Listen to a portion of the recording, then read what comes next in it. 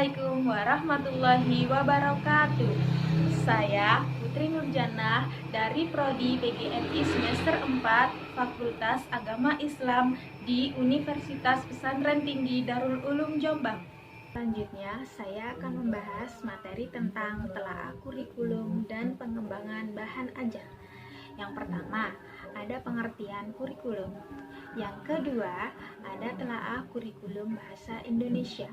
Dan yang ketiga, pengembangan bahan ajar bahasa Indonesia.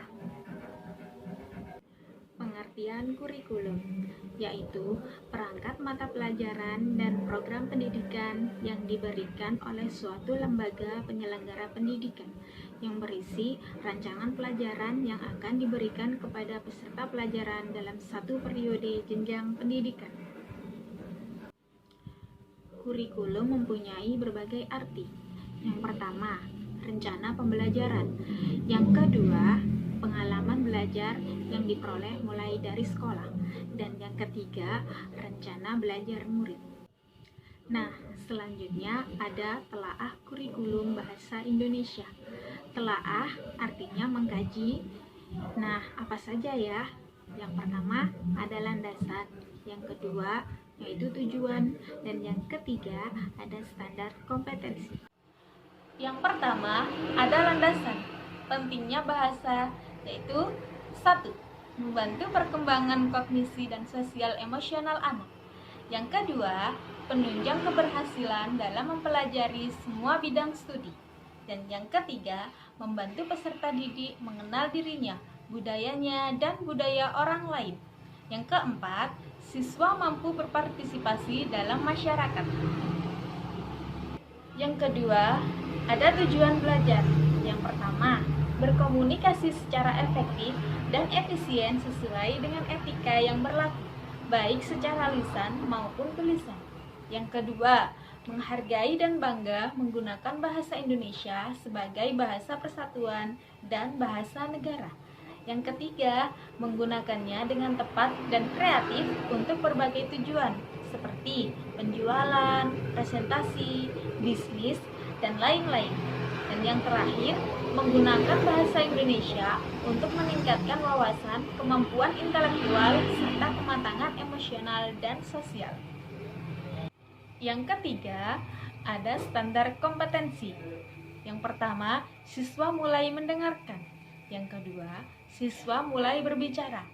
Yang ketiga, siswa mulai bisa membaca. Dan yang keempat, siswa mulai menulis. Dan yang terakhir, siswa sampai tujuan. Perkenalkan, nama saya Nur Ilmas Haryadi, NIM 1318017. Untuk kali ini, saya akan membahas tentang pengembangan bahan ajar. Nah, pastinya kalian masih bingung kan? Apa sih bahan ajar itu? Nah, bahan ajar adalah segala bentuk informasi atau bahan yang membantu seorang guru untuk proses belajar mengajar. Bahan ajar sendiri bisa dalam bentuk tulisan maupun non-tulis. Untuk yang kedua adalah sumber bahan ajar. Sumber bahan ajar bisa berasal dari internet, jurnal, media audiovisual, ataupun lingkungan. Tetapi banyak guru yang masih menggunakan sumber bahan dari LKS ataupun buku-buku paket yang disediakan oleh pihak sekolah. Yang ketiga yaitu materi pembelajaran atau materi bahan ajar. Materi bahan ajar mencakup 3 aspek. Yang pertama adalah aspek pengetahuan, aspek keterampilan, dan aspek nilai atau sikap. Nah, untuk yang pertama, aspek pengetahuan. Aspek pengetahuan itu sifatnya dinamis atau berkembang-kembang sesuai dengan zamannya. Aspek pengetahuan sendiri berisi tentang prinsip, prosedur, dan juga fakta. Fakta itu tidak berhenti atau final, tetapi fakta itu berkembang. Maka dari itu, aspek pengetahuan itu sifatnya dinamis, tidak tetap tidak tetap, yaitu selalu berubah sesuai dengan zamannya atau masanya. Untuk aspek yang kedua, yakni aspek keterampilan. Aspek keterampilan seperti keterampilan menyimak, keterampilan berbicara, keterampilan membaca, dan keterampilan menulis. Aspek yang ketiga.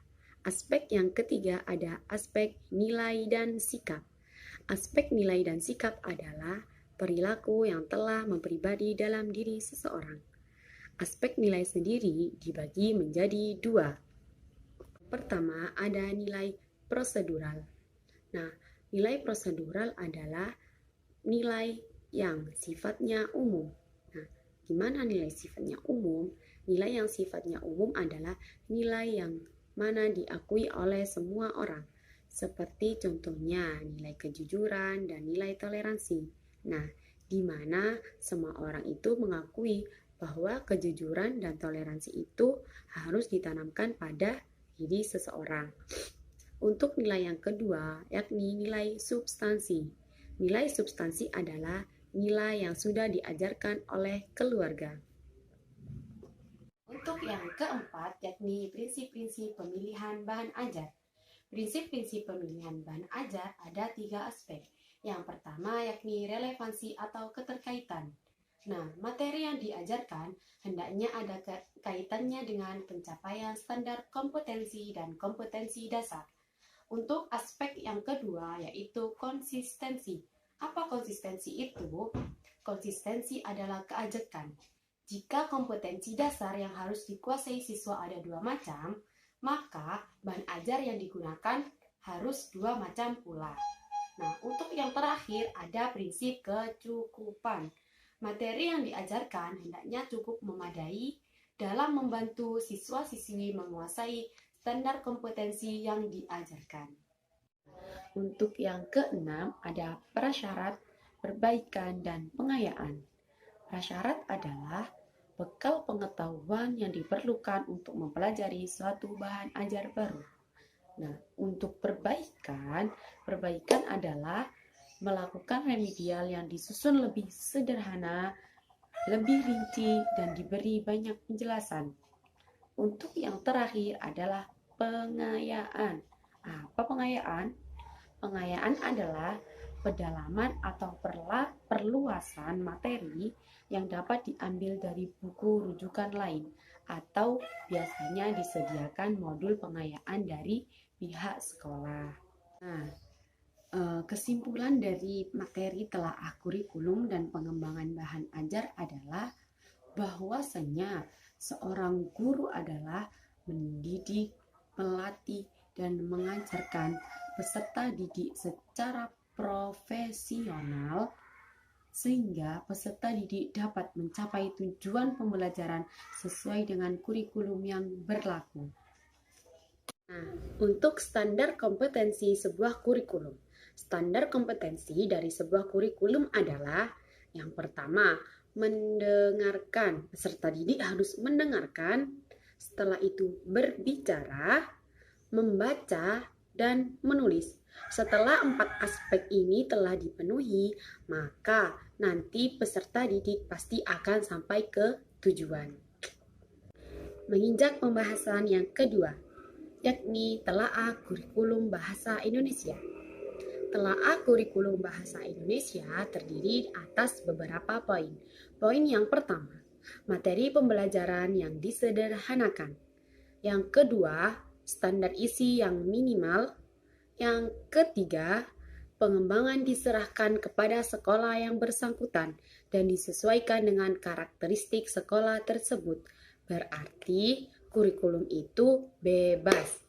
Nah, untuk yang keempat, untuk mencapai tujuan pembelajaran dengan hasil yang baik, penilaian dilakukan berdasarkan pencapaian setiap indikator, mulai dari kegiatan pembelajaran hingga akhir pembelajaran. Nah, setelah itu penilaian lebih ditekankan secara individual.